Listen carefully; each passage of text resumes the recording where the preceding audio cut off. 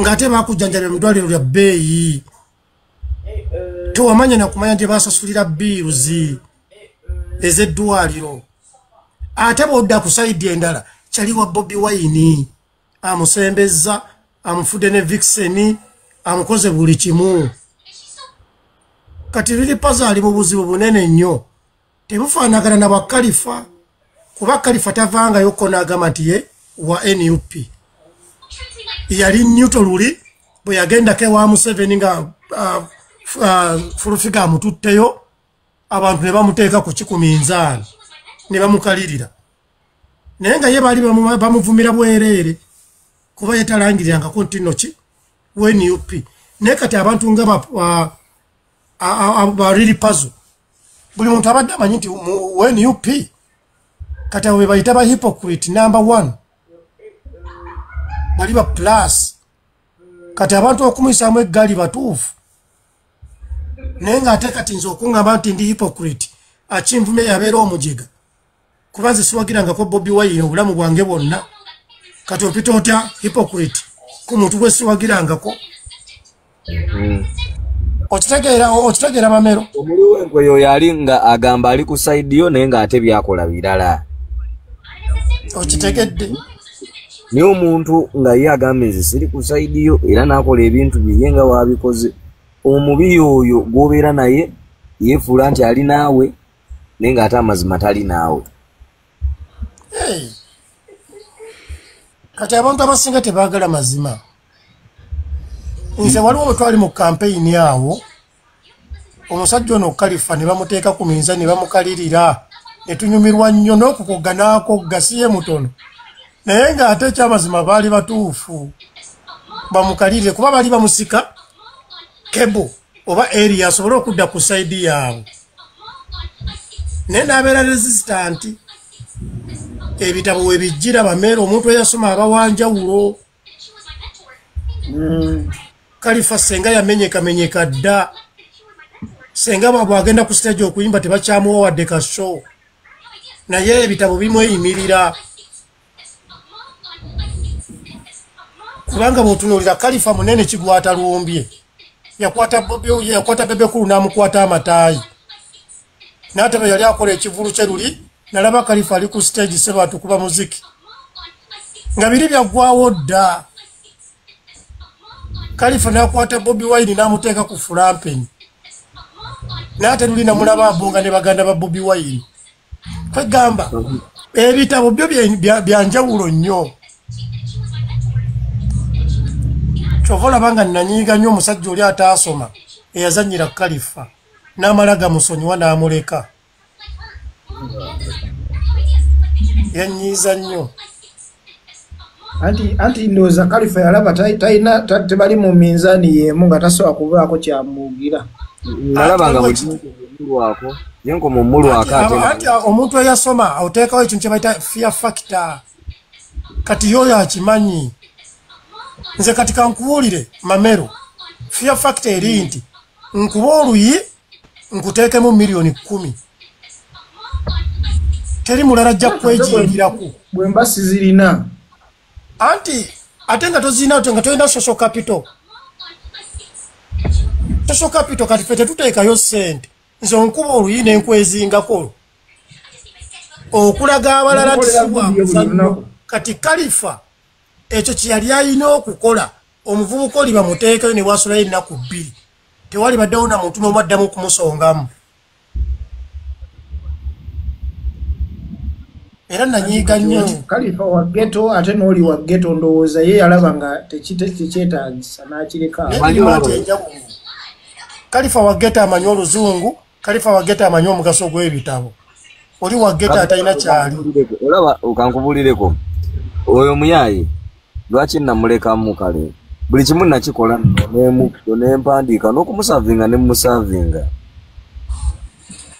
naye omuntu otuuka n'omutegeera nti ongabba nazo yagambe nti omuntu oyinza obba toli naye nga oba tobeerangako naye nga tomumanyi naye kati bw'otandika omutegeera ate n'omumanya ennyo nakwasa ekisa n'ogamba kati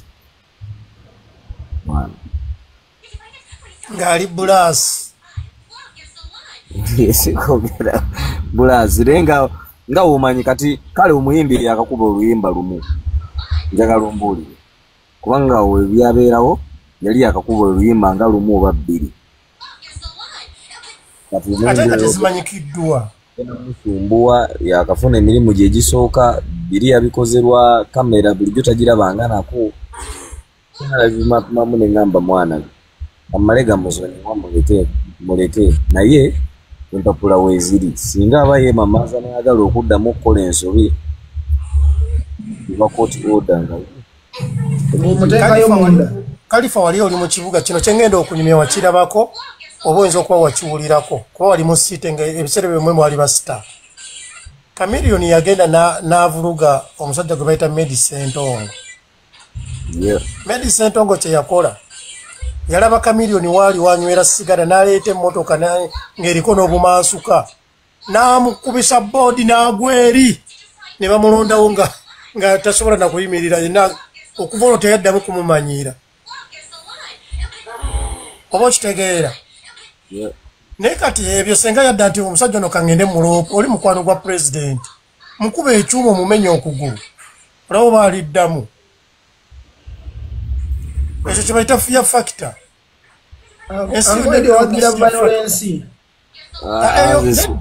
kikkirizibwa ate kana omuntu omuteekamu fiya yeeno kankubulire kati fiya ate gyalimu yeeno tamanyi oba namusonyiwa tamanyi oba mulinako ennugu tamanyi kye mulowooleza oba ontegera kyegamba omuntu omulekawo nga takyalina na ngeri gy'asobola kukola ki kubanga yeebuuza ki kubanga olaba kankuwa ekizampo kino golooza Palasa asobola okumala gaddayo wa Alien n'akola ebyo yakola tasobola golooza lwaki mu eyo bato tulaba nnyo wadde Palasa yakola ekyobubanda naye bw'oba opimyepimyemu ani ali nnyo okupushinga okukwatagana ate munnange Kalifa nina ka video kendabye ne Palasa simanyi oba yakabaza atya kuba omusajja Alien azze ne basisinkana awo abantu ba Palasa ne bakwata amayinja era omusajja n'addamu n'abawangula nga ye talina wadde tewalira na muntu yenna akutte wadde ettosi kati Palasa simanyi bwakola kikiri kyegambye nti bali wulira kikiri kyegambye nti bali mu fiya bati abamanyi nti n'okusemberera mukama waabwe badde bamanyi nti obazze mukuba naye kubanga bo balinamu kiri nti singa abadde mukama waffe katawo singa amukubiddewo kati mukutta amayinja mu kamera kati ate abantu abadde batandise okubeera ne sympathy naawe bagenda kuvaamu nti ate omusajja ono era bakutta amayinja bali tebalina na kye balina tebalaze wadde akafujjo n'akamu bano baagala kulwana kwegamba simanyi bwana Palasa bw'abala bintu bye bannange kati kale mwana nga ukyekyo naye bakwatagane ebyo biveewo ffenna kyetwagala naye lwakuba nze mbadde njagala ndabe Alien naye amulumbemu amukole kye yakola tulabe poliisi bwekola mwana olaba olumu violence tekendeeza violence anti kati Palasa agenda kati tolaba bano Benazo babeera wano ne bamuwaana nti yawangula nze mbadde njagala ne Alien naye aleete azzeemu omuliro bijja Benazo wuuyo bw'obyogeddeko kayeewolereze ate kati neewolereza ki kati waliwo ebintu ebimu nga tewetaaga kwewolereza kati ye bw'abanga mundaba ye wakiraba kati nzaani amuggyako entegeera eyo nzaani ddala omutwe gugwe endowooza yiye kati nze mukolere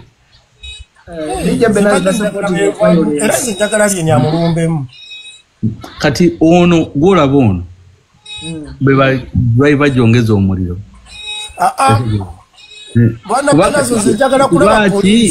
lwaki togamba nti nze njagala nange amulumbemu naye olunaku lwamulumba njagala nange embeeyo obaokoyo ebibozi wandi tusibudde zino entalo n'ozivaamu kenyini oli mu kamfati yo mu buliri bwo masooka oli bulungi kyokka owageeri njagala bakola ki ngenda bata mu dakiika ngazi anti kati mistake gy'olina Benazo ya Uncle Eddie ono Benazo wamala ebiseera bingi ng'osoma kati oyagala ne wayise nga ataasoma nnyonnyola ekyo mubadde wano ng'onnyonnyola abantu nti debate zonna ziri based on what sympathy and what reverse psychology. Nkunyonkulole debates are based on what the word is called fallacy. Fallacy geno ononye what they call fallacies. Ogenda kusanga nti buli kintu kyonna kiri based on fallacy. Ekitegeeza kitunyonnyola. Fallacy is a belief omujaba eri based on unsound argument. Kweganga belief ye eri based ku kintu ekitali kituufu. Kati I'll give you an example. There is like 100 fallacies. I'll give you one example. Waliyo fallacy mukati bwe tunabeera nga ffe twagiwinga nze naawe. N'ogamba oyo Benazo byayogera tabitegeera lwakuba yakulira mu kibuga. That's a fallacy. Kubanga okulira mu kibuga kitegeeza nti sitegeera. Tinga bwe nagamba nti oyo n'ongamba ekintu kiri kimu n'ongamba nti naye Benazo nkubuulire. Amazima go gali nti estaati yo yakala bweti ne bweti nenga naye gwe nkubuulire wasomera mu kyalo mwali temumanyi colors olaba bwe nkujja kumulama kuba tibikwatagana otegeera you are attacking the person instead of attacking the point gyaliko abantu bye basinga okukola bannayuganda oba abantu b'ensi eno bw'onoosoma class baita critical thinking ogenda kulanga buli muntu ekigambo kyayogera. You focus on what they mean, not what they are saying. To focusing ku kyakola kikyayogera, focusing ku kya meaning. Abantu bakujja ku diversion. I can give you a different types of fallacies. Abantu zebasinga okoza. Kati waliwo gye bayita the ad hominem fallacy. Ad hominem fallacy, omuntu mu kifo ky'oku-attacking omuntu gwe point yo, attacking a physical appearance yo. Kiringa bwe naabeerawo ne n'agamba naga nti nkuba bulungi omuziki okusinga omuntu bwati nemuga gwakanaka ogira ebyo ebiviiri byoyimba kane webuuza muziki n'ebiviiri bikwataganira wa. That is how people argue their arguments. Ero birabye nnyo mu bannayuganda nti omuntu n'omugamba nti naye Uganda enguudo mbi omuntu n'akugamba gwe Benazo otegeera ki mwalemera e Bulaaya so kikwataganira wa. Enguudo okubeera embi mu kifo gy'oyo okugamba nti naye mu butuufu enguudo zo tuziraba mbi kati akujja ku mulamwa n'akuzza erimwe mwalemerewa era kyobulaba abantu bangi Kadaama ayogera ekigambo eki ne bamugamba gwe oli Kadaama oba byayogedde bituufu oba si bituufu. That is how people argue. Zizo arguments za internet omuntu bw'obeera nga wasoma critical thinking you can read through all that nonsense.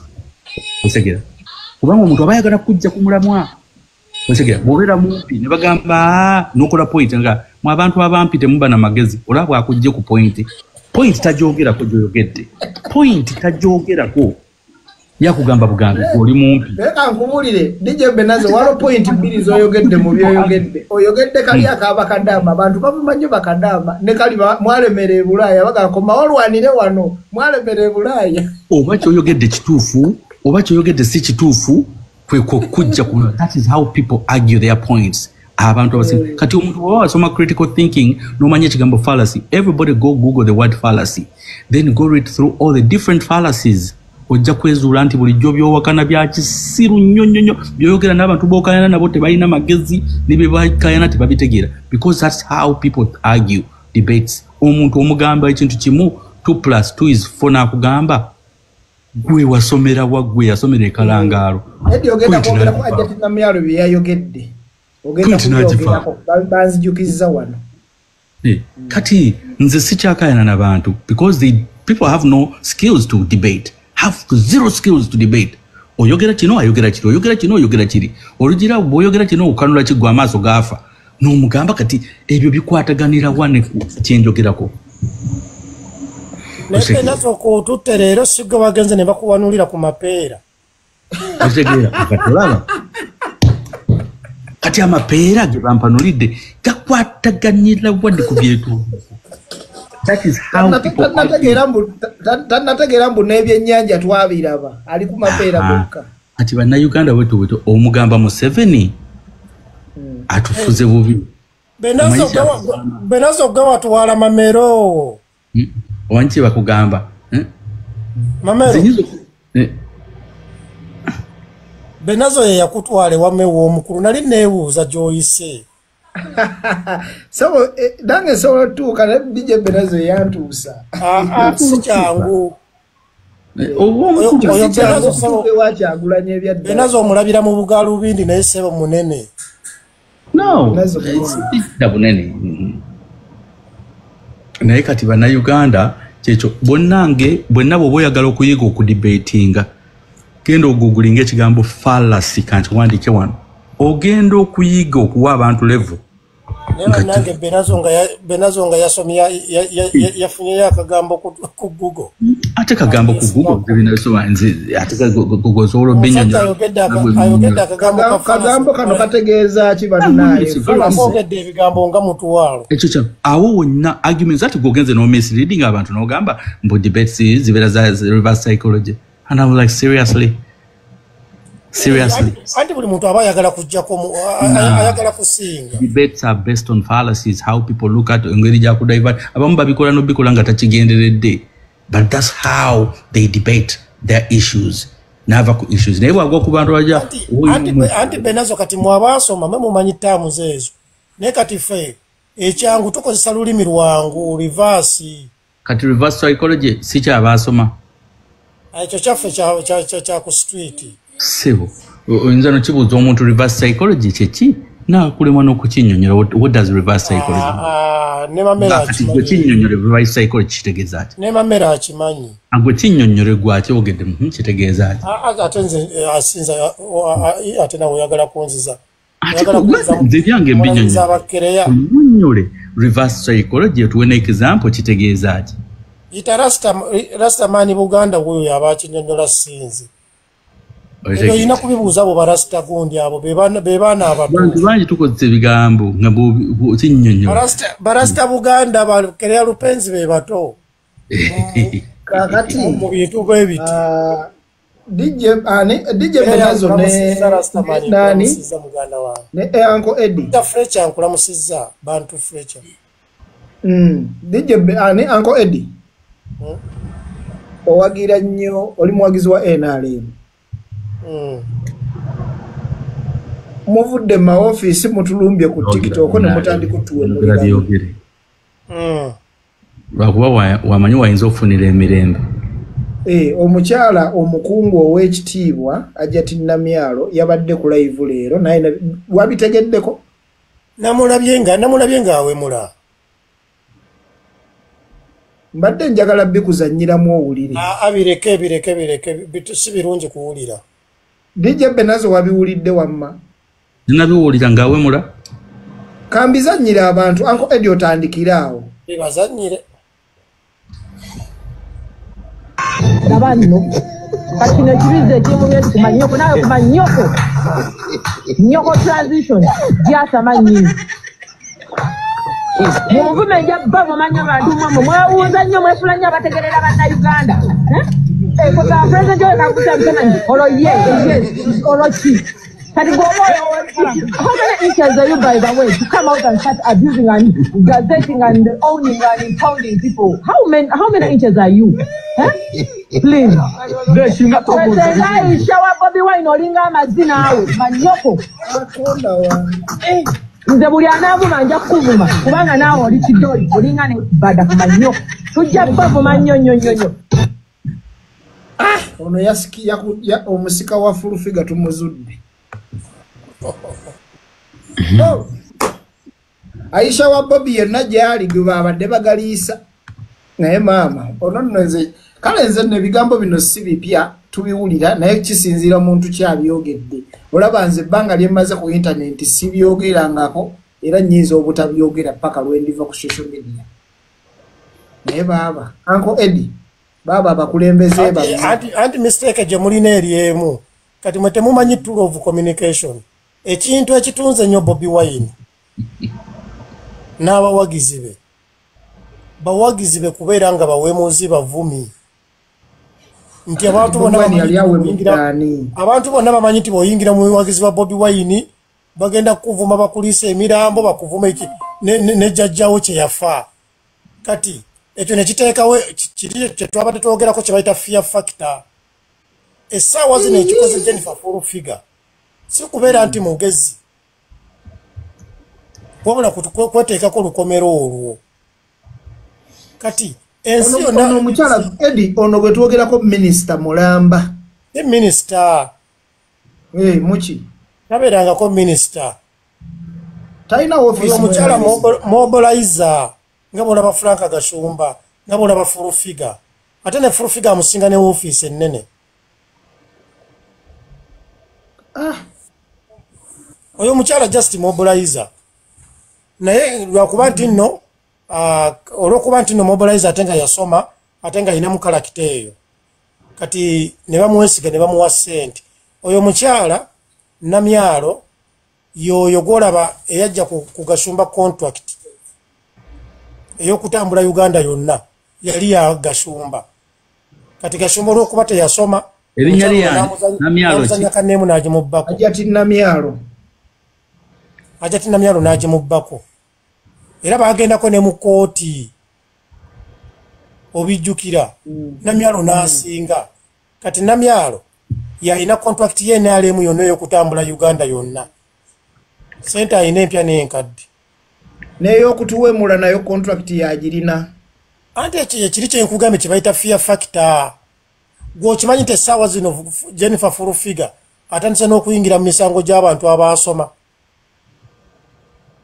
kubanga abantu bamutya tosobola kuba na fear factor nga towemudde Uncle Eddie anti bino bizibu anti kakati kyekiri kyekugambye nti Bobi Wine ng'omuntu alina yeteekako fear factor eyammwe bafuutu soja tasoyogera ku Bobi Wine anti mmwe abawagizi be bw'oyogera ku Bobi Wine olunaku luno agenda okuziba ng'ofunye ebivumo miliyoni namba kati uliriza kati abantu bafunamu kali akati sirina gavumwa naye wala okumanyira Bobi Wine kati bwe tulina we are comparing two people comparing a fani n'omuntu ali associated ne government afuna ne sente z'omusolo okukola byonna byakola. Those are two different people.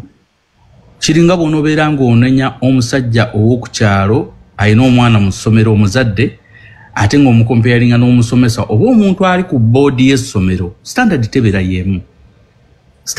y'emu. Katuddira abantu betukomparinga gwe funayo omuntu ali mu level y'emu mu Nuupu gwoba ogamba nti naye negundi yakola ebintu bwe biti ne bwe biti ali mu y'emu. Ekyo todda mu hayayaya gwe funa muntu omutulage. Bw'oyogera ku kigambo Nuupu wano temuli bakubi kuba nze naye muli bavumi namba emu. Tufunayo omuntu omutugambe nti yonna Nuupu kitegeeza kuvuma. Kati anti bye bintu byoliko byenanva okunnyonnyola. Ebya falasi atandise falasi. Funa omuntu ogambe nti Rubongoya ali mu position bwe example. Ne mwenale mwali mwe naye Rubongoya naye bwati yenjogera ye. Totufunira bafaani. Anti kakati Benazo emisana gwe wayogedde ekigambo emisana nti ekitegeeza nti nate bwenzija n'enkuvuma nti kirabe nawe ogenda kunziriza nti kirabe. Bwabuzaabuza. Gwe wakyogedde emisana. Bwabuzaabuza naye kirala kye nayogedde nti omuntu omubuuza kino akugamba nti ogira bigalubindi. Nze kyenkubuuza simple. Oli alina office mwali era akolera government ali ku taxpayers. Kati nze kankubuulire. Abasajja nga bampuuga ekibakakkanyiza ne batuuka n'okugenda ku maviivi si lwakuba nti Bobi Wine yali amukutte ku ttaayi oba yali amukoza atya imwe Benazo omusajja ndowooza kyemubuuza tagenda kiddamu tugendere ku kyayagala okuddamu. Kati omuntu bw'alengerawo ewali fuutu soja adduka fuutu soja talina position yonna mu gavumenti ya Nuupu era ye ne bwavuma oyo avuma ng'omuntu kinnoomu nga naawe bw'onoovuma ng'oli wa NRM nga tulina Namyalo talina office mu gavumenti ya Uganda nti ali mu gundi akolera kigundi era afuna ne yes mobilizer nga bw'olaba Benazo mobilizer when UP. Wekyogamba omuli w'embizzi ayinza okumobilizing obusiraamu naganze ono omuli w'embizzi kugambye luwuliriza mutaata mobilizer anti tuyinza kubeera tali kuki kugamba eddiini y'obusiraamu eyinza okufunayo mobilizer ng'ali embizzi tekisoboka kati lwaki gwobeera mu gavumenti ng'olinayo mobilizer afulumya ebigambo w'ebityo era n'osigala ng'omuwantu uliriza bw'obeera ng'odiringa n'abalalu olina kubeera mulalu bwe tokimanyi nti n'eddagala eriwonya omusota nga omusota gukubozzi ate balijja mu musota kati kyotegeeza bw'obeera ng'oli abaana b'osomesa basiru olina bafunira musomesa mu ssiru anti NUP bagwa eddalu kati nawe olina kweyisanga mulalu okubeera nga mutambulira ku peegi y'emu Eddie oli mutuufu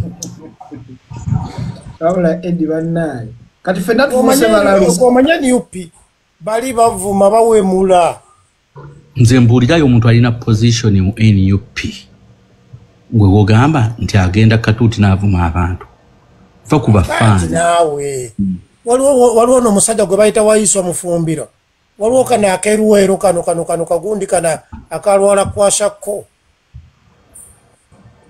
kalutta maguzi yavumaani yawemulaani waliwo omuntu okudizoninga niye okuvuma okitegeera naga olinga amazzi olinga ate kati kankubula Benazo wadde oli muwagizi mbadde nsaba obeere wa mazima abasajja ababiri bavumi yavumaania ebigambo waliwo omuntu okudizoninga nagamba nti tolina magezi nakuwa ne reason lwaki tolina magezi naye waliwo omuntu olinga amazzi ebigambo biwulidde omukazi byabadde ayogera ebiri nasty ebitasobola kuyiswa mu kamwa byotosobola nakuwuliriza nga ne mama watudda ebyo bitono nnyo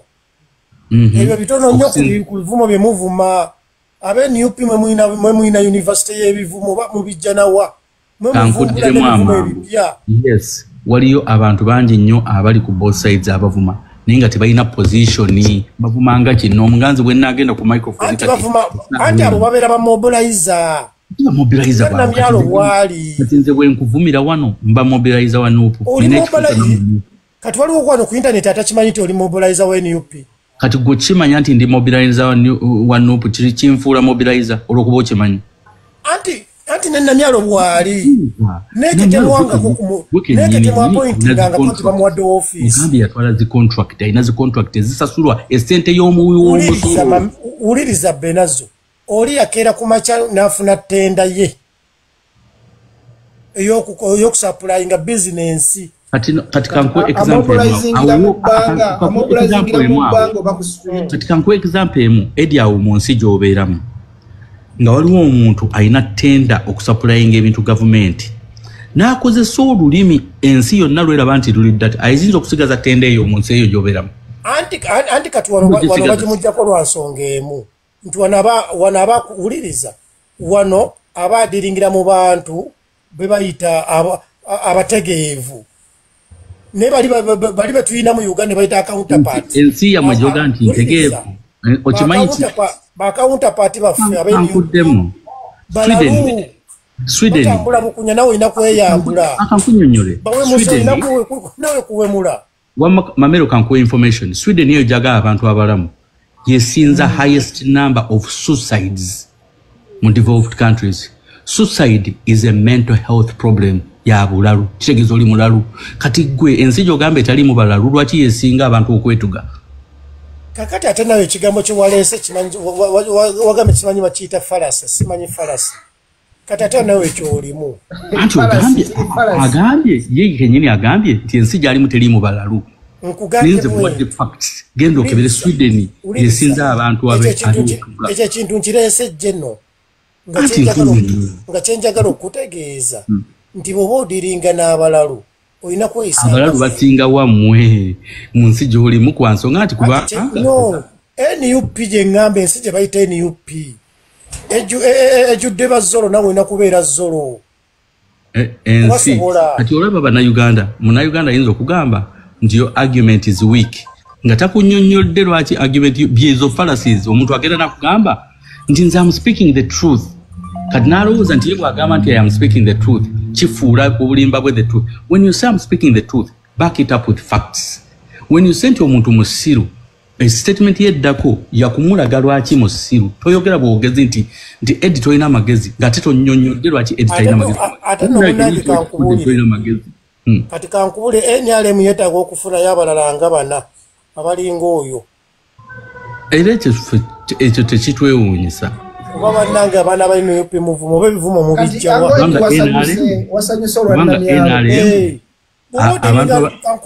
kankubule mamero bw'otambula mu kkubo omulalu n'agira empale nakkunamira nawe mukunamire nawe oba ofuuse mulalu anti mwenna awajja tegeera muno otamanyiirwa naye mulalu nganzi ati kati omulalu tategeera ne bw'omukunamira tajja kyogamba nti ye Sweden njobeera nsuubira waliyo emirimu gy'abalalu omulalu bw'akkunamira nga naawe ojjamu empale ng'omukunamira nga mukama wakolangako no sitegeeza babali siiki nagambako nti abe-NUP muli balalu mukwegamba temunabatuuka ku leve eyo oba okitegeera katugambe muli balalu 40% kati naffe tulina babayingiramu nga naffe tutaddeko ki masiki y'obulalu otugambye mbuno omulalu wakunamira ng'omukunamira mbadde yakumanya eyo strategy wagijjawa anti omulalu ali mu grade zammwe abe-NUP okwegana obulalu oli mu grade gwe tokimanyi upimisa ki kati abe-NUP tolaba nga bonna balalu waliwo atawemula omuntu omuzuula nti mulalu babeesingira ku ki ku bikolwa nedda ssebo watekukubayo omuntu amukolako diagnosis omuntu oyo ng'ali specialized okumanya ti omuntu okera bukeezi just ne bagamba nti oli mulalu anti kakati mistake gye tulina eri emu kati gwe Benazo weerabidde nti tuli ku TikTok oyagala kuleeta bintu by'amalwaliro ebyaki ebyo ebintu ebiri tekiniko bitwala eri ewali abategeera banno gamba bwe tubeera ku TikTok tufuuka abantu kati bwe tubeera ku TikTok tetubeera ffe tubeera abantu balala nnyo ya Benazo ku TikTok kuliko balalu kuliko bayala kati ono gula Benazo kati guno muzimu gwange uliriza Benazo wano ku TikTok kuliko balalu na bayala kati ate gwoleeta biri tekiniko obwedda njogera na mulalu ojja byetegeerera wekka nawe oli mulalu wano ku TikTok tekuliko atali mulalu buliko olabazzeeko aba mulalu wetewawulira Trump bwe yagambye ulira Trump ye pulezidenti w'aba Benazo yakoze statement n'agamba nti TikTok erina okuddako nze TikTok ye yampisaawo bwe nayita n'empitawo abantu balingako nga banjerega byenjogera sibitegera naye nabayitako kati nina okugirekawo kati mwana wano wonna waliwo balalu eseza ne Trump mulalu ati Eddie kandi oli kasita alogingamu ku TikTok aba afuuse mulalu Eddie soko nkunamire nange ak'omuntu kaddamu ng'avuddeko Eddie mamero soko labe gwe teweewuunya wano ku platform kwetuli kwekuli abali obukunya kwekuli abawemuzi kwekuli abataasoma kwekuli ababbi buli kika kirimu wano ku palamenti gye bayita TikTok naye kirungi kyenjagala ku TikTok TikTok equalizer bwenkozesa olulimi lw'abadijje buli muntu yenna ali kuno mubanga mwenna abalina sente ezimu ku akaunti mwenna muba bagagga mwenna muba badokita mubeera ba psychologist buli omu ayogera byayagala wano tewaliwo level nga bw'otuuka eri bw'otuuka abantu ne bagamba nti gwe ataguze boto wano totuulawo gwe atasasudde zino togenda mu VIP wano TikTok buli muntu wa VIP buli muntu mugagga buli muntu alina ordinary ba VIP kankubule Benazo okumanya TikTok eno ejjuddeko abalalu bennyini abalalu kabisa President Museveni n'amalaako era ku makya ne tumulabako wano ku TikTok mu ddakiika emu abaafunye ebivumo miliyoni 10 era mu vidiyo bwe buli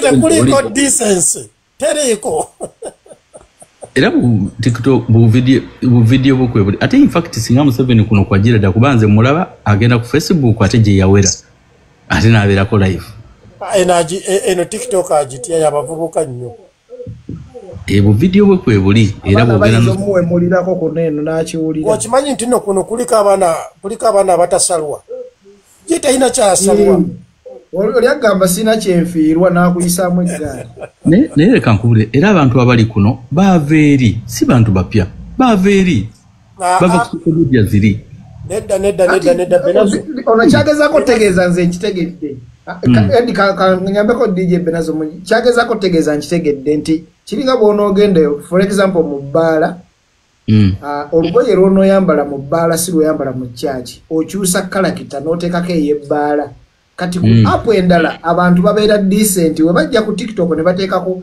faces ebimenke ne bamenka ndooza edi kyabadde ategeeza naye nti ogambye nti bw'ova mu bbaala olugoye is not a character Benazo mbadde jasibwa kyakulabirako Speaker Parliament omuteeka mu grade ki okusinziira ku ki mu bafumbo mu misinde mu ki mu hierarchy mu hierarchy ye Uganda mu bukulembeze bwe Uganda Parliament no mu nsi yonna Speaker Parliament omuteeka mu grade ki mu nsi yonna sibuzo mu America awo ekitibwa ky'abaalina owe Uganda obo katugamba obwensi yonna yonna mu nsi yonna mu Parliament z'ensi yonna aberanga wakusatu owe Canada owa Uganda aberanga kale kamuwenga kyokusatu yes neto wala speaker waffe nga ali ku TikTok alya muziki ya TikTok yabamenke ngali live bae yabadde bamukuteka video ngali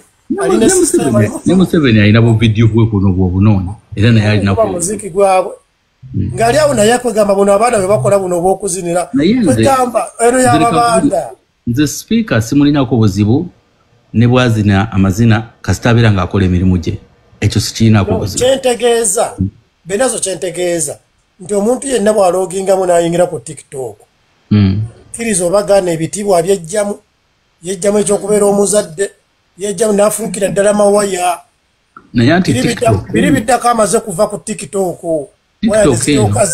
tugenda ne tulowooza nti nno kuliko bya busiru bwokka there is a lot of educative staff ku TikTok kuno oba byonoonyeza anti kyolina okumanya kiri kimu bw'oteekako education staff bonna abajja ku TikTok banoonya following togenda kufuna following ani goza okusomesa ziri educative kisinzira ku byonoonya era naffe ku TikTok kyovula nti bw'ogendako oscrollinga bw'otuuka awali abavuma bw'oba onyumirwa kuvuma n'osigala oba oyagala kyaki ogenda TikTok tebasomesa okimanyi nti ku TikTok kuno kuliko abasaba wuliriza tebasomesa abeefula abajja ku TikTok kuno okusomesa bwegamba bugambe nti gwe bwojja ku TikTok ebyoyagala wuliriza Benazo bw'obeera ng'oyagala kusoma ogenda mu kibiina ogenda mu baprofesa abantu abaliko kuno ajja ku TikTok najja kukosa mu educative staff waliwo abasabira nako kyaki ezibeerako kuno anti wuliriza kuno ng'alina following anti labayo kwe bakibala bwe bati nti rama omumanyi on'omuwemuzi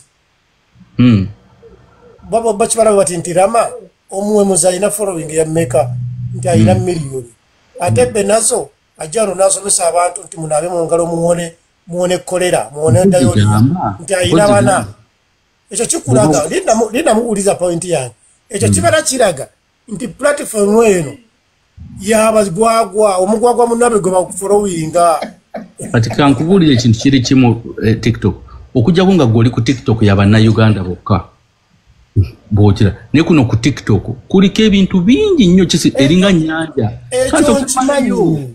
kati anti eringa ennyanja bw'ogenda Benazo kampa example yo nze sikulabangako ng'owemudde ku TikTok kuno kubanga kyoyitira abantu abakufollowinga bali 100 rama omuwemuzi ayinako miliyoni 2 leka nkubuulire kati nekitegeeza platform ene ejjuddeko bamawaya leka nkubuulire bw'oteeka wali omuwumbo gwa kazambi n'oteeka wali omuwumbo gwa biscuit oyinza okwesanga ogwa kazambi gwejjuddeko ensowera nnyingi following okazambi kati kitegeeza ogenda kulya kazambi anti nedda kati Benazo ate oyogedde ng'ataasoma omanyi lwaki katolaba tasobola ku addressinga point yange kati alina kuderi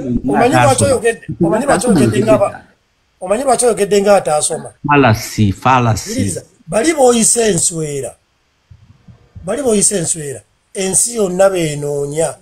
Anti Ensi tenoonya mu abali eriiti. Sibuli enoonya bali kati abangi. Antegeza kukugamba nti nebbya ayinza okubeera ne following naye tekimufuula mulungi. Kati kankugereze obulango nga MTN obulango nga Coca-Cola biki enazo teri ayinza kuwa kalango naye kati oli omwana omwemuza alina following emiliyoni 2 gwe banoonya gwe teri ayinza kuwa wadde akalango wadde akakulanga ejjirita. Kati gwe nkitegeera kyogamba era oli mutuufu naye kansuubire nti nange kyenjogera nti tolowooza nti buli muli gwe wa followinga nti kitegeeza byawe tubyakola byamakula. Waliwo abantu benfollowinga nga nsunga basunge ngera bwe mba nnoonya bensunga kugenda kubanga oluusi benazo oli musajja muganda tungizikiriza kuwogera oli muganda ndi muntu ati ngamba oli muganda nze ndi muganda oli muganda ndi muganda kati ffe abaganda nze naawe tulina olugero olugamba nti nno ebinyonyi ebyoyo ebifaanagana birds of the same feathers. Ate oluganda lwaki ate olugero oluganda olunyonyola mu luzungu mbuulira gw'oyita naye nkubuulira empisa zo. Kati benazo bw'obeera ng'olina abantu b'ofollowinga nti obasunge ekitegeeza nawe oli mugwagwa nga bali omugwagwa followinga mugwagwa. Kati abazungu bagamba not everything that glitters is gold. Si buli kintu kimyansamyansa nti kiba gold. Si buli muntu gola nti bafollowinga nti bintu byayogera bya magezi. N'abasiru nabo tubawa chance ne tulaba omusiru aba afaanana atya. Kati gwe bw'obeerako n'abantu 2 ng'olowooza nti byayogera bya magezi olw'okuba olwabako abantu 2 tuyinza okuba tuli okutwetegereza tukola research omuntu omusiru biki ebiba bibufubutukamu. Omanyi lwaki teriyo makanisa emuyenga mu Lubaga eri waggulu mu baloodi mu Ministers Village Ntinda bwe watyo anti baseerayo nedda lwa kintu kimu nti nno mwabasulayo mubeera busy kati bagenda eri mu bali abaweewo abanga okulimba ogamba zino church zino ez'abugingo teri bantu bava muyenga ne bagenda eri ne basabirayo anti ne bana abava muyenga ne bagenda eri ne bagenda ne batuula ne bali bonna babeera kyekiri kyegambe nti mbulira gw'oyita naye nabo babeera baweewe nga wadde basula eri naye nga baweewe. Region gy'owadde ey'obutabeera kyaki muyenga teri legit kubanga eri legit baseerayo. Second of all eri residential area bw'onooleekaanirayo wali abanene nze bagenda kukola ki bagenda omugagga muzibu okulimba omugjamu ssente omufera kumulimba naye ng'era abagagga ne muwala wa Museveni gw'omusinza ssente tali mu kyaki. Nkugambye bwe nti omugagga muzibu okufera kati nze kankubuulire olaba olunaku tugende ku byokunywa nga Coca-Cola benazo kati abagagga mwabaasoma oyinza okumalako omwezi nga tonywedde kacupa ka soda ku lw'okuba omanyi effect. Ne soda basiba bamulangira baani bamulangira bali b'oyisa eki nti enswera lwaki obulango bwe buto babuwa bali abangi. Nyinza okumala omwezi nga sinywedde ki soda kubanga gwogana kubanga manyi effect naye nyinza okuba nga nina ekintu ekirala kyenkozesa ate ekisinga soda obubi obanga nkozesa cocaine obanga nkozesa omwenge mba nina njawulo oyagala debate kugenda mu maaso ate mamere wakoze bubi okujjako aganaga anti toyagala kurizoninga gwewanyumirwa bino bibozi bya mu katale wabba akaleega kange simanyi nondoga simanyi nontwala nondoga ettale nze ate ebyo sibisobola. Otulaba nti ate kati byolese ango edi wonna abadde adifendinga namya oli mu kutulimba bulimbi awuno bati bagamba nti mu kyaki yabugingo mulimu era abantu abagagga webagambe werabidde nti waliwo n'abalinnya ennyonyi nga bagwagwa ate ennyonyi n'obugagga bikwataganira wakapere mugagga waliwo n'abagagga abagwagwa ennyonyi terina weekwataganira na bugagga ennyonyi is just a means of transport bakadama bazitegeeza kyembadde ntegeeza nti ne bali abasangibwa mu kkanisa abagagga bagwagwa naye anti example gy'owadde y'ennyonyi okulaga nti okubeera mu nnyonyi kitegeeza oli mugagga tebina we bikwataganira Ennyonyi mubeera muna. Ntegeeza nti si bonna abatuula mu nnyonyi nti oba babeera bagagga oba babeera bagezi. Era naffe tetukirowoozangako nti omuntu atula mu nnyonyi aba mugagga. Ekyo gw'okyoko. Abatuula mu kkanisa eyo gwe muyita omugagga kuba asula mu yenga. Simanya asula wa. Nga mutuufu mugagga. Aba weewe. Kubanga nze mmanyi Benazo nze naawe. Simanyi oba Mamero. Mamero wasoma history? Namusomako katonotono. Paka level ki? Wonna namusoma gwe kyoba omanya. Anti paka level ki totyawo. Oba wasoma munne wakoma mu P7 yogera. Wakoma ku P7 basoma history. Lwaki agala kumanya academics za kale namusoma paka mu senior 6. Bade sagala abantu kumanya mbu nakola arts anti nga balenya abalowooza ndi musaya. Kati bw'obeera nga wasoma history paka senior 6. Kino kyenjogerako kati okimanyi. Lwakuba toyinza kukibuulira bantu. Olaba bwakikwambaza nti okimanyi nga naye tomanyi. Nebenazo akimanyi. Ngoze munzikiza. Amasannyalaze gagenze. Bannannyini nju bayingidde baagala kwebaka. Awo amasannyalaze ne gagenda. Va mu kisenge ky'abaana. Tamuddiiro. Sawa ziri mmeka. Kangene mu Eti alina studio sebe aginaawo studio. Anze simuwakanyiza. Nenze nkitegedde ddala. Jaden Stenga Dore. Balenya lero twogera ku kivulu kya Jajjaragadi, ekivulu ekyo kyamutuddemu naye. Nedda ekyo tetukyakyogera nze sitakyogerako. Tewagenze ku kivulu. Omanyi lwaki? Lwaki? Okwogera ku Ragadi mbeera nga atategeera. Tovuma muganda wange. Nedda omanyi lwaki mbeera nga atategeera? Ragadi ye musajja eyafuna buli kimu ekyetaagisa mu nsi, omugagga omuzibu akoze erinnya, kati nze akawundo ntandika okugeya omugagga. Mbeerera ddala weewe.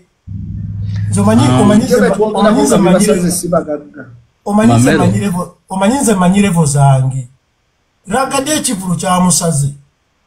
Wadde kyamusaze. Oyinza okulabirawo abantu abagenzi abazze. Nga Ragadi yabafunyemu ssente n'osinga King Size yayodde. Ragadi. Amina. Eddie, Ragadi omumanyi nnyo. Mugagga. Kiki ekibuuzo kyange omumanyi nnyo? Damu ansa omumanyi. Ng'ogyeko bino mulaba mumanyi nga omugoberera bugoberezi nga sita. Okimanyi Mamero. Okimanyi nti nze nali best man wa Ragadi ku mbaga ye. Kati gwe omumanyi. Badde sikimanyi. Oyo omusajja mugagga. Kati ntandika okwogera ku mugagga. Omugagga kisinziira ku muntu gwe bakompe yalinze naye kuba nawe Eddie olina gy'olaga ne bagamba omugagga. Ate waliwo wootuuka ne bagamba oyo talina amuwadde. Buli muntu yenna kisinziira ku muntu gwe bagezaagerageza. Muganda wange ye Ragadi mazima wanvu. Era omuntu yenna agira by'amazzi amanvu tetubimanyi. Yabadde ateekawo ekyakinga mugagga yanditaddewo ng'okuyingira kwa bwereere. Yabadde yeetaaga ssente zaaki. Kati Mamero ogenda kugamba ki ku Ragadi nti ekivulu kyamusaze ssebo? Kyamusaze. Kati kankuyigiriza business. Kati kankuyigiriza business bazibana Mamero. Omusajja Ragadi ayinza okuba yafunye abantu 2 naye nga ssente gavumenti zeyamuwadde nga ziri mu mukadde nga 6. Kete tulinda za gavumenti twagala wali abantu bakola accountability. Kati zo mugagga simugesike ya mugagga. Naye kambuze ekibuuzo kino nga tekikwatagana ku lwaki omuntu tasobola kukola point ye ku nadambira mu comment oba abantu nakola point ye bulungi n'agirambika bulungi nga tavumye. Comment waliwo abavumye. Oluusi ngenda n'ensoma nnyo bakuvuma wano Eddie tolina magezi simanyi luli musiru kandi neebuuza okay Eddie ayinza okuba talina magezi ayinza okuba alina naye lwaki omuntu aba tasobola kukola point ye nga takozesezza kivubo kintu kivoola n'akola point nze ate nze ndaba nga ggwe abaavuma omuntu gwabeera nga atalina magezi nawe kenyini oba tosobola kunnyonnyola kintu nga tovumye lwaki abantu bakunyini gwava okwogera wano okimanyi tubadde twogera ku TikTok kuliko abalalu abavudde ebutabika kuliko abasuze tebalidde kuliko abataasoma kuliko be bagobye mu nju kuliko abalwadde babuli kirwadde kati oli akwata essimu ye n'akola kyakoze ekimusanyusa buli kika kyamugwagwa ali kuno omuntu Mamero nze bwe mbeera nga nina ekintu kyenjagala okuyisaawo oba okugamba Mamero nfuba nnyo okulaba ng'ekintu ekyo kwenfokasinga nendyoka nkupiininga kuba bwengattako ekivumo abantu tebajja kufokasinga kuki kweri pointi yange kati omuntu bw'oba omulyako obuzibu ng'olina ekyo kyolaba kyotokwatagana naye lwaki tofokasinga nnyo ku kintu ekyo n'okiremerako okusinga okujja obuzina ogaabugambe gwe Benazo ogira eki tolina magezi ekitu ekyo kati nze mba ndaba ate naawe nga gwabeera omusiru bano baba aba TikTok obudde tebabulina obukubuulirira yakuyisa buyisa gaali kuba kati labayo Mamero labayo tuli wano tuli ku TikTok wano omusajja oba ali mu comment tamu egenda kutandika tamanyi bwagenda kujja school fees kati bwalaba Benazo ali mu America ali mu kubajjagala tamanyi na kumanya oba omwana asasula biki tayinza mutakuvuma kufiirako kati bwanvuma bwamala okunvuma n'akebera ku akawunti ye kubaako ssente afiringa ati lisiti nvumye ku mugagga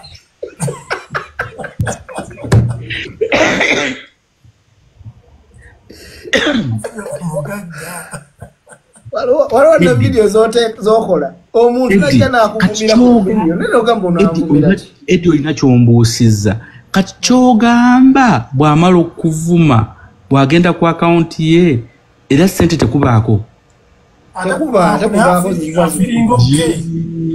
fauna nze bulijjo mmanyi era ng'abantu abanvuma mbasanyukirako kubamba nkimanyi bafunamu nga ndowooza bw'amala okuvuma bw'akebera ku akawunti nga kuyingiddeko $100 nayo Edi olimba kubaako ssente kati kankulage muganda olaba bano abavumi ba Bobi Wine abana b'NUP naawe wavumye wano falasa omwayinga embizi kansuulira nti nawe ku akawunti yo kwagenzeeko ssente alowooza nange yanvumako ono sebo Edi olaba abaana bano ab'NUP abavumi abaana abo abavuma kubanga wano abaliramu bamugoba mu nju yafiiriddwa omuntu alina omulwadde we mu ddwaliro talina zimujjanjaba omukazi we azadde nga mutuufu ali ku bulaasi ogamba teriyo omuntu atavuma nga tagwamu eyo kategori bambi nga alina nnyo gundi alina ekimuli ku mutima Benazo njogera kino nteekawo n'omukono teri muntu alinamu kasente avuma Edi ovuma wana abantu nze sivuma Mamero kati wuyo namyalo tugambye mugagga muvundu ng'abadde avuma abantu kati kiba kitegeeza Edi naye bw'ovuma school fees abaana ziba zibabuze mobilizer batuma mutume naye ogambye mugagga muvundu sitakyogedde nedda alina zambo bigamba jjabbiri mbu Edi tavuma naye awemula nze kankubuulire Benazo teri nkubuulira amazima teri muntu mugagga avuma omugagga batalina budde obwo gwe wali olabyeko ku Bobi Wine nga avuma Trump mwavu Trump nga avuma ajereka bujerezi kati omutandise bikyusa mbu okwo si kuvuma kati ajereka bujerezi naye ng'oyagala abaana bakuvume olaba bakadaama abo akuvuma n'akuwa ne risiiti ate baba ne ssente ssebo kadama teri kadama mwavu ssebo baba ne ssente ndowooza kati owulidde Benazo waliwo kadama omugagga Benazo baba ne ssente zaabwe simanyi era abantu basobola okuba ne ssente waliyo bakadaama ati leka nkubuulire waliyo bakadaama nga akoze ebintu bingi nnyo mu bwakadama bwe okusinga omuntu ali muve ku sympathy omusajja abadde Uganda amazeyo wa weeks 2-3 ono Benazzo bakyalina Uganda n'okusinziira ku mataala olabika oli wazeeyo mu America kaakati Benazzo weeks 3 zomaze mu Uganda sente zoyonoonye gwe musala gwa kadama mwaka mulamba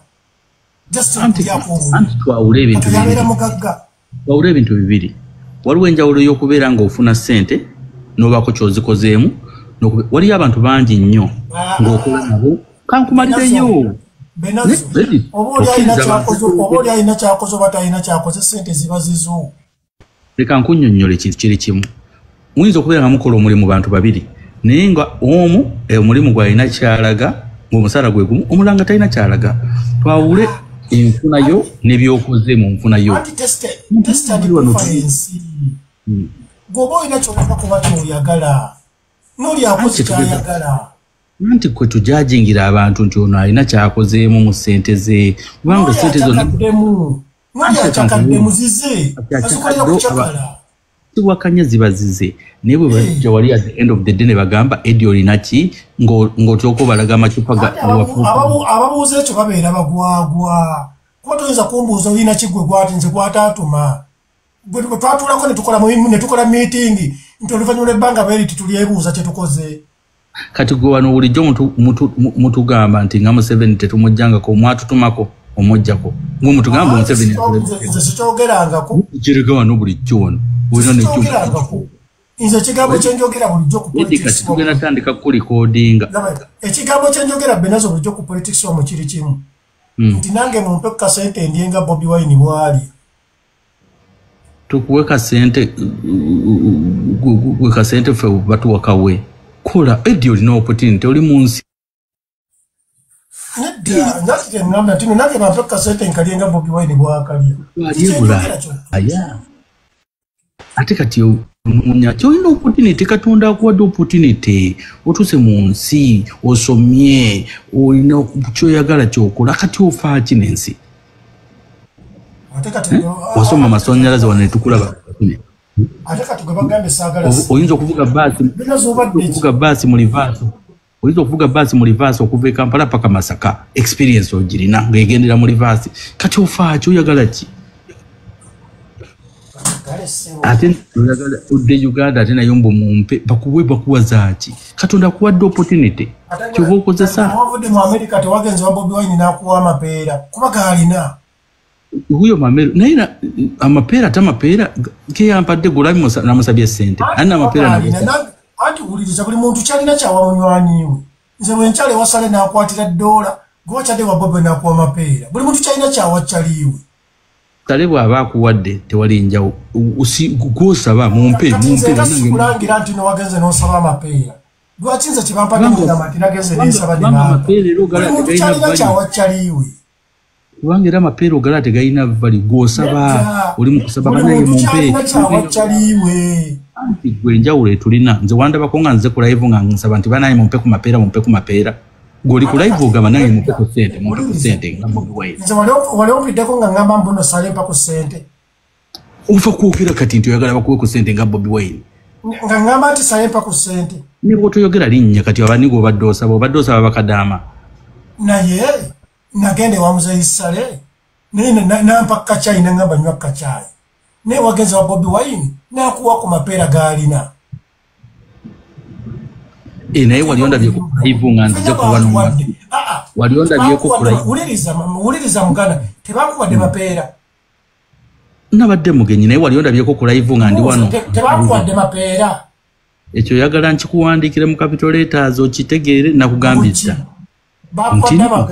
nagendayo ne mugamba npa ku mapeera nga ndi wali ewuwe sigenda nko ku live wasaba nti mpa ku mapeera ne bakuwa sigendangako ku live wasaba nti bampe ku peera ne bakuwa bwe natuuka wali anti wasaba yetu offeringa buuza mabere gwova okugamba nti watuuka lino nosaba nti bampe ku peera wali bwe natuuka wali tewali yasaba mapeera mwagala ku mapeera mamero owuliriza ono omusajja mukulu ate mumanyi tatamiira agambye nti bwe yatuuka wali n'asaba ku ppera ne bamuwa anti namugamba nti njagala eryo namusongerako ne mugana ensaba ne muganga ate teri yasaba omukulu ye yatugamba banne walone ku mabeera bw'obeera nga wasaba eppeera nange bwe natuuka ewa muzeeyi Isali Musale nange namusaba $. ati tonatuuka ina kati era okyasaba oli ku live nze nange namusaba $, gwe n'omusaba eppeera gondabyeko kuno ku live nga ndi kuno nga nze lini agambye mbwe eppeera tikyakulya ne ssente za kukozesa kugula kyakulya Eddie okwagala nnyo ssente kujja kutuusa awazibu naawe okwagala okulya ebintu ebitali bibyo nawe kujja kutuusa ebitali byange byebiriwo wagenze n'osaba eppeera kamutadde Eddie omukazi akubuuza ate kati gongaani Benazo owuliriza ekibuuzo ono kyabuuza ask Uncle Benazo will answer ask Vad ska vi prata? Vad frågade du? Jag menar vilka... Muno n'omuddamu ng'amulaga nti akutamu wabuuziza kibuuzo bana bawe attention abuuza ki owulira kibuuzo kyabuuziza ssebo abuuza ki abuuziza nti no Museveni yazalibwa mwaka gwakumeka naffe ne Museveni yennyini takimanyi kati gw'omanyi mugaji myaka gye gikyukakyuka agambye mwaka ki agambye muno mubuuza lwaki obuuza about Museveni n'agamba njagala kumanya kubanga naye akoyo omubuzaabuza simanyi oba ku ssomero gy'asomera gye babasomesa ku Museveni nedda ssebo omwana muwe ansa kubanga naye togimanyi azze n'akibuuza yoveti nti jadeni kati gwe mwaka ki gwe yazaalibwa timanyi dombora lula dei ate oyo omwana Eddie Eddie oyo mwana Eddie Otte Eddie 81 år sedan. ya Eddie 81 år sedan. Eddie oyo mwana oyogera oluzungu omwana ogambye nti Museveni alina emyaka 8 n'agamba nti olimba nti omwaka nti emyaka egiwedde yalina emyaka 81 atandika ku 8 adda mabega Eddie omwana wayogera oluzungu abogera Luswidi ate ekitegeeza kyenjagala omubuuza sisobola kimubuuza oluzungu batandisa otusoma ku ssomero mbadde amubuuza bagoja how old is your dad 42. Your dad is 22? Yeah, 42. 32? Your dad is 32 years old? No. 42. Oh, but that's bulungi. Okay, what year was he born? 1983. 83? Bana imutugatire mwabo, ujiwa 42. Jejo, osanga jejo, 43, 2003, jiba 40, 42, chitufu je myaka jo. Kubango, abana, boba baba manye emyaka gya dadi. Du måste 4 år den 2 januari. Varför?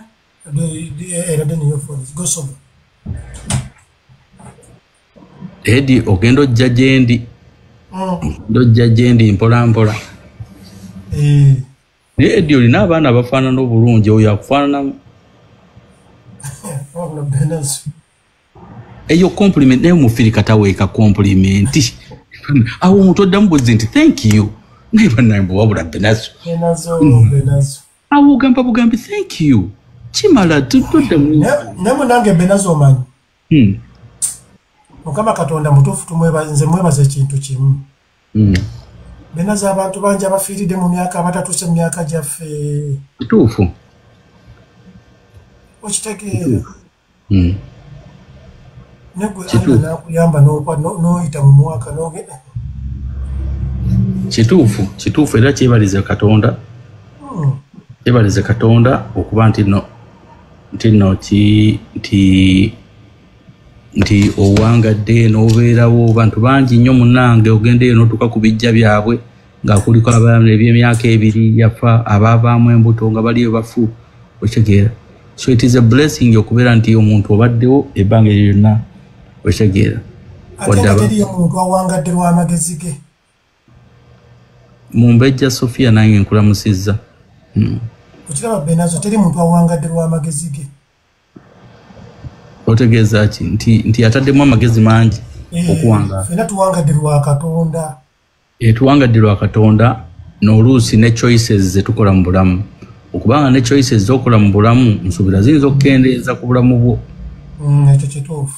Choices zo making mu bulamu ebyolya byonywa byokozesa abantu bo beweteekako enempalana z'okola. Kati nze wano bwe mba njagala okendeeza ku bulamu bwange ku speed nina we niyinza okukwata mu kabina k'empologoma nenzira e Uganda neneeyanguyiza process. Naye kati gwe Eddie oli mugezi oli wa Nuupu niyo okimanyi nti olina kubeera ku sayidi eri okuwangaala. Eddie oli wa Nuupu okimanyi nkimanyi naye sikunenya kubanga mbanji okwogera nti oli wa Nuupu. Of course ekyo kikukeepinga safe. Kikukeepinga safe tukimanyi. Ne linda bwe tunayambala engule bangi mujja kuvaayo mwogera amazima. Benazo nze ndiwe NRM ndeka. Era kituufu era nina n'abantu bemanyi nga bwagenda e Uganda bawo NRM walinnya ennyonyi n'addayo jaze nga addayo mu Nuupu. Abantu abamu okozesa ki bakamiliyoni. You change based on your environment. Wetegeera. Abantu yaga kulie. Akusibule kwotandise ebyo nze ndiwe NRM. You are doing it for survival. Mukango sibule. That is so Mamelo on the secular live Ed is ever smart and open. Based on what? Bokulanga statement eyo ever smart and open. Ogatangako reason why are you giving that argument based on what? Togamba nga muntu nti mugezi nga totubulidde lwaki mugezi. Ate togamba nga muntu nti musiru. Kata tubulidde lwaki nti musiru. Wango kyobo kiresi awo ng'olinga mwana ki obuwanyi. Oshegere ne Mamelo komawo ku live nze simanyi kweyogeza bwomu. Sugwanga ko ddalu. Oshegera. Mamelo where you at? Eddie kansome comments nga zembanziramu kati ate njokere